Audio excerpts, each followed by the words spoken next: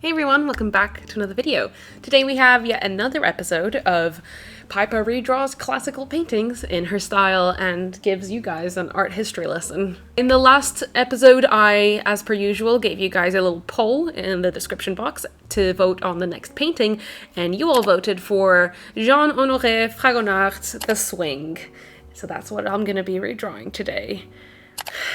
It's a lot, I know. I'll get into it. So yeah, I'm gonna be doing a redraw of The Swing by Jean-Honoré Fragonard and giving you guys like a bit of an art history lesson about Fragonard himself and about the painting. So yeah, let's get into the speed painting, shall we?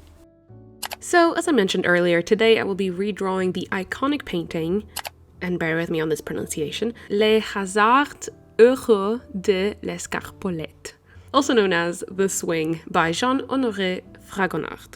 This redraw took me a total of 8 hours and 55 minutes, which is quite a lot of time for me to spend on a digital painting. I feel like I'm a lot quicker doing digital art, and I don't think I've spent this amount of time on a single drawing. I finished this one along the course of a few weeks, and it sure did give me a run for my money with all these intricate details and foliage and just all this lighting. Just getting the rough sketch and composition down was a struggle, as you can see here, as I came to realize that there are so many elements to this piece that aren't even that obvious until you look at it up close. I paid special attention to make sure that the proportions of all the subjects and that the background were all correct, and I wanted to stick as close to the original as possible. I still ended up having some of the subjects a little bigger than in the original, but I think that just boils down to the fact that I'm working digitally on a much, much smaller scale than Fragonard was. I will get into details about the painting itself, both the original and my redraw process, but first I want to give you guys a little information about Fragonard himself. So a lot of the information I got about Jean-Honoré Fragonard in my research came from mainly 3 sources, which were the metmuseum.org, wikiart.org, and thebritannica.com. If you guys want to read more about Fragonard or read these articles, I will leave the links down there in the description, as always. So, Jean-Honoré Fragonard, born April 5th, 1732, was a French Rococo painter who was, quote, best known for his flourishly hedonistic scenes, end quote, and is now considered one of the masters of French painting. For anyone who doesn't know, including me, I did learn this during my research, Rococo is an interior design style that stretches itself into the decorative arts, painting, architecture, and sculpture. It originated in Paris in the 18th century. It is usually characterized by, quote, lightness, elegance, and an exuberant use of curving natural forms in ornamentation. In layman's terms, it is a very flourished style of art that exudes opulence, and it showcased beauty in natural forms. Fragonard was the son of a haberdasher's assistant, and upon moving to Paris when he was a child, he began his apprenticeship as a lawyer. Well, not as a child, it was later in life, but you know. He showcased a big love for drawing and decided to be taught painting instead. He studied under the tutelage of Jean-Siméon Chardin and then François Boucher, a Rococo painter who soon enough trusted Fragonard's skills enough to paint replicas of his own works. He went on to win the Prix de Rome in 1752 and went on to pursue his studies at the French Academy in Rome until 1761. There, he painted various landscapes of the Roman countryside and took great inspiration from Italian scenery, which I mean, wouldn't you as well? Like, it must have been gorgeous. Once he finished his studies, he took odd commissions and jobs here and there before he completely abandoned, quote, conventional career paths dictated by the hierarchical structure of the Royal Academy, working largely for private patrons, end quote, which basically means that he didn't take the conventional career path after you finish the Royal Academy and actually just started being a freelancer and doing, odd commission work. During this time, he focused more on landscapes with inspirations coming from a Dutch painter called Jacob van Ruysdael. So sorry about my Dutch pronunciation as well.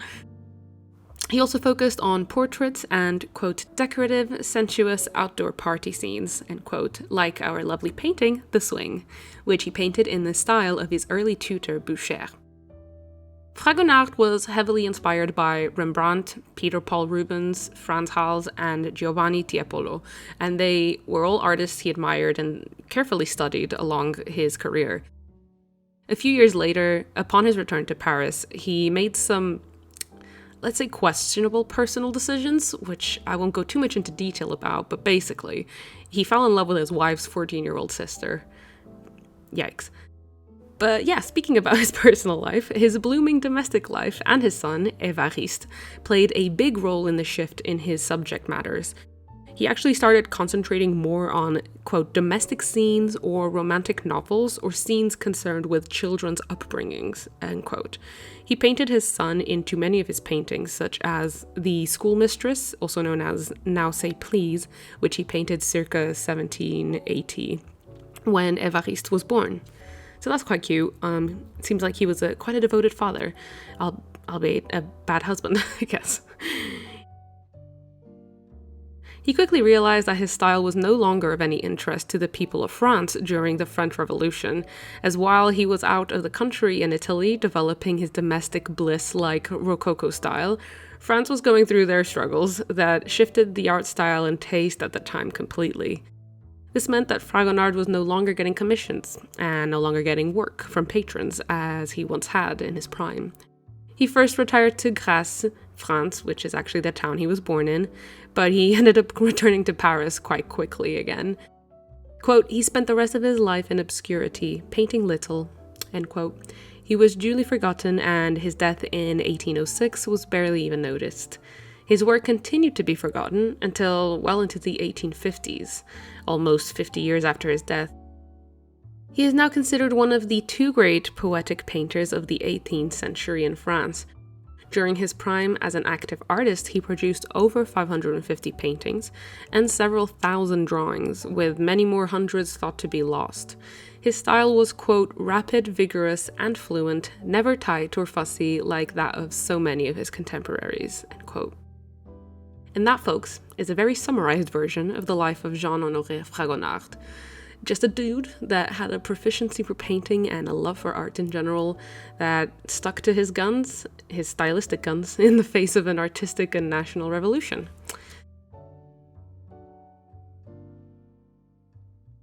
And now going into the actual painting, most of the information I got about the swing came from wallacecollection.org, which is where the painting currently resides, and also artsy.net. So again, those links will be in the description below.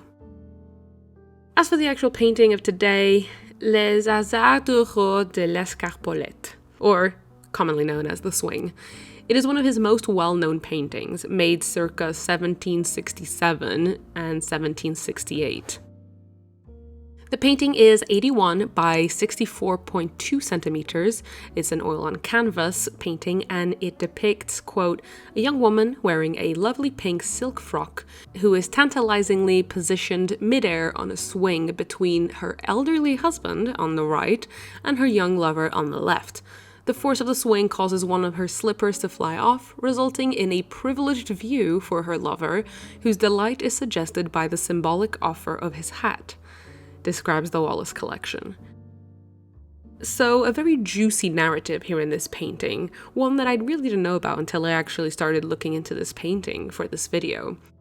According to the journals of the writer Charles Collet, a history painter called Gabriel François Doyen was originally commissioned by the lover, subject in the bottom left corner of the painting, who we now know to be Baron Louis Guillaume Bellet de Saint-Julien. An incredibly catchy name. So yeah, this guy Gabriel was commissioned by this baron to make a painting of his mistress and himself admiring her legs from below. Doyen refused to take the commission as he was a religious history painter and did not want to put his reputation on the line for this raunchy painting, and instead suggested that the baron commission Fragonard. And that is how Fragonard not only got this job, but finally took the swing, pardon the pun, from being a history painter to the romantic Rococo painter we know as today.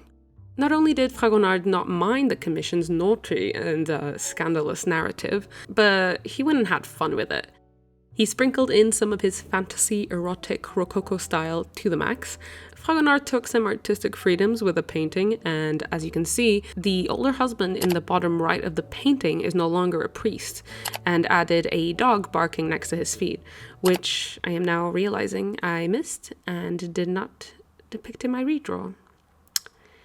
Yeah, I really, really did not realize that was a dog. I genuinely thought that those were flowers. Let's forget about the dog. Let's just not think about that, okay? So yeah, sorry guys, I didn't realize there was a dog in the painting. Whoops. Continuing. Artsy.net describes the painting as follows.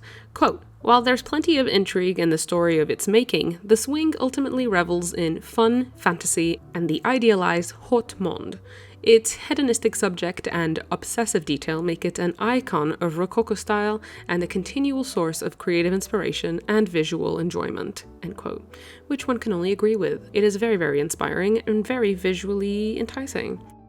Overall, I really love this painting for the softness in the brushstrokes and above all the color palette used. It is just like so dreamy and fantastical, and it reminds me of many depictions of fairies in the woods for some reason. It's just a very cutesy and bright, colorful piece to look at, and I think in the simplest of assessments, it is why most people enjoy it at first glance. So as for my redraw of this painting, it gave me many headaches. I initially was regretting putting this one up as an option, as it had just so many leaves and foliage, and I was getting cold sweats at the thought of how I was going to render it. I then thought that I could maybe shave off a few hundred hours by using a nature brush. So I'm not usually a fan of using brushes that mimic things like leaves and trees and etc., as I usually prefer the approach of drawing every element hand by hand, but I really had no choice but to try this avenue for this piece. I luckily found this gorgeous set of leaf and nature brushes for free on the Procreate website, and yes, I've linked the brush pack in the description, and after trying them out, I think the style of the leaves matched the style of the painting very well, thank goodness. So I went ahead with a little bit less anxiety into this painting. I also went in and picked some of the more important colors from the original painting, but tried to add my little flair into the color palette as well. I definitely wanted to make the painting a little bit more vibrant and bright, as the original is a little dark in nature, like with very deep shadows and the bushes and stuff. I just really wanted to turn the fantasy notch up as much as possible, and I think I did successfully do that looking at the final piece now. And as you can see, I did 2 rough sketches of this painting before I actually went into the proper line art that you're seeing me do right now. And that's because, again, there was just so many elements in this that I really wanted to make sure that all the proportions were looking correct. I've never really done, I don't think, a painting this intricate, but it was just a really good challenge. And even though initially I was very anxious about it, I was like, you know what, this is good for me. I need to like push myself. Yeah, in the end, I was really happy with the final line art for the piece. I lined it in red, as I usually do, and then took the first sort of layer that I did with all my leaf brushes and used that as a base for the background, and then created another layer on top of the line art to add the extra little details of leaves and stuff.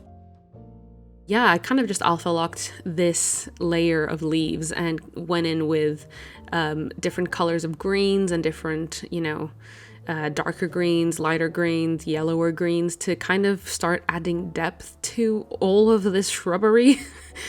Again, if you guys follow me, you know that I'm not really a background painter or an artist, and even though I have been trying to improve in that department, I don't feel like I'm that good at it yet, so this was definitely a big challenge and a big opportunity for me to practice working with values, depth, and how to, create a narrative with a background, because not only did I get to learn from a literal icon, Mr. Fragonard himself. I always say that recreating or redrawing art from the classical periods, or just even going to museums and drawing from life, is always like one of the best ways to learn how to draw or to improve your skills. So this is why this series is so lovely for me, because I get to just, practice while I'm also doing something fun. So yeah, before I even got into, drawing out the characters and everything, I wanted to get this background right because I felt like that was the biggest hurdle for me in this painting. And I thought that the soonest I kind of got this part right, the more confident I would feel going into the rest. And it was starting to kind of take shape. I was very happy with this sort of first pass at the leaves. As you can see, I really like this brush because it's not like a flat color brush. It kind of has this sort of like gouache like feel to it, and it's got like a weird low opacity on them as well. If you guys are interested in trying this brush set out yourselves on Procreate, the link will be down there in the description, as I said, but I highly recommend it. It's very, very good. And once I was happy with the placement of all the leaves, I went in and added the flat colors for everything else. So all the characters, all the little statues, the tree branches, everything. And yeah, as I said earlier, I did color pick some of the base colors from the original painting, but there were other bits that I kind of took my own artistic flair into account, and I knew that I wanted to highlight some areas that probably weren't highlighted in the original painting. So I wanted her dress to be like a lot more sort of salmon-y colored and a lot brighter because she is like right in the center of the painting. I also wanted to add a little bit more saturation into the husband character over there in the bottom right because, bless him, he is really, really having a hard time in this painting, I assume. I'm not sure if he knows about this affair going on right in front of him, but yeah, I just wanted him to be more of a focal character in this piece because I feel like in the original he's so far back in the background and he's so like overshadowed that yeah, I just wanted to bring him out a little bit more. And I had a lot of fun drawing those little cherubs in the back and that little statue that I wanted to bring a little bit more light into that sort of clearing in the back. You can see here that I'm just adding a lot of like lighting layers and creating a real sort of soft like lighting source from that opening in the trees at the top and sort of highlighting this middle stripe on the canvas, if that makes sense. Again, the lighting in this original painting is so beautiful and it creates such a like closed sort of caved story that I think it's so clever, and I wanted to do my own little take on it while still, keeping in with the original painting. And unfortunately, my screen recorder didn't film any of the really minute details that I did on the lady's face and on the lover's face. So unfortunately, this is all I have. I'm so sorry about that. But we get back into it right around here, thankfully, in time for me to render all these little bits in the bottom right-hand corner of the canvas, which, it was just this little man's who's helping her on the swing. As you can see, I did, make him a lot more brightly colored because in the original painting, he looks like a statue, to the point where I actually thought he was a statue in the painting when I first looked at it properly. And I wanted to make him look a little bit happy too, a little joyful. And then I went in and added lighting and rim lighting to everything because, as I said, I really wanted to go ham with this like really fantasy lighting in this piece to, again, just really just go ham with the fantasy and this like sort of like just joyful like feeling in the painting. So I did a lot of rim lighting, a lot of like really cute, just really like soft shadows and lighting just to make it very, very nice and soft and calm to look at. At the end, I wanted to create this sort of vignette moment that the original painting sort of has as well to match it a little bit better. So I added this sort of Gaussian blur effect onto a vignette and made it into a multiply layer just to kind of make it a more seamless vignette. And finally, I just started adding in a bunch of stars. Yeah, I just obviously had to add the pipe of flare, which is sparkles, and I added sparkles in the color of the lighting, which I think looks so cute. Yeah, I just kind of, again, wanted to make that center area of the canvas look just so magically lit, and I think the stars really helped. And that was it for my redraw of The Swing by Jean-Honoré Fragonard. As you can see side by side, the lighting is definitely one of the biggest changes I did, and I went really vibrant with the colors, and I'm really happy with the outcome of it. I think that I kind of smashed it, and I'm very, very, very proud of myself, apart from the bit where I forgot to draw a dog in the painting, but we're gonna let that one slide. I'm really proud of myself. I was so scared to start this painting. It took me weeks to even build up the courage to start it. But I'm so proud that I did, because it really pushed some limits. So yeah, I hope you guys enjoyed the speed painting. I hope you enjoyed voiceover as well. It was very interesting. I always learn something when doing these, and I hope that you guys learned something as well. So if you guys want to vote for the next one, I'm actually going to be doing the polls over on my Patreon now. So if you guys want to vote for the next painting in the series, make sure to sign up for my Patreon, and you can get voting rights for, you know, all kinds of things. So for all my lovely patrons, watch out for a post on there for voting for the next painting in the series. And yeah, if you guys are interested in buying any of the prints of the paintings that I do in this series, I actually sell them on my shop. My shop is currently closed but about to open up back again, so make sure to keep an eye out on my social media to know when my shop is back open again. So yeah, thank you so much for watching, and I will see you guys in my next video. Bye bye!